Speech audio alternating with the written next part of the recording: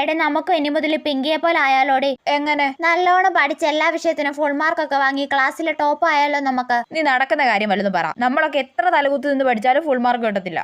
അതും ശരിയാ. എന്നാൽ ഇവക്ക് എങ്ങനെയാണ് ഇങ്ങനെ മാർക്ക് കിട്ടുന്നേ? നമുക്ക് അവളോട് തന്നെ ചോദിക്കാം. എടെ പിങ്കി, നീ ഒരു ദിവസം എത്ര മണിക്കൂർ പഠിക്കൂടെ? ഞാൻ ഫുൾ ടൈം പഠിത്തവാ. ആണോ? നീ രാവിലെ എത്ര മണിക്ക് എണീക്കും? 4 മണിക്ക്. എന്നിട്ട് അപ്പൊ തന്നെ പഠിക്കാൻ തുടങ്ങുമോ?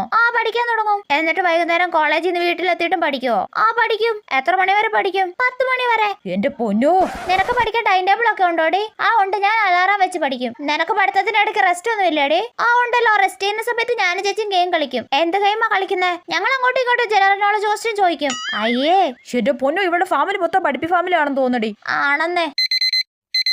അതെന്താടി പിങ്കി, കോളൊക്കെ വരുന്നുണ്ടല്ലോ. ലവറാണോ? ലവ് ഒന്നും എനിക്കിഷ്ടല്ല. ഇതെനിക്ക് അടുത്ത വിഷയം പഠിക്കാനുള്ള അലാറം അടിച്ചതാ. എടി, ഇവിടെ റോബോട്ടോ മറ്റോ ആണെന്ന് തോന്നടി. ആണെന്നേ. എന്റെ പൊന്നോ, നമുക്ക് ഇങ്ങനെയൊന്നും പഠിക്കാൻ പറ്റത്തില്ലടി. അത് ഉറപ്പല്ലേ?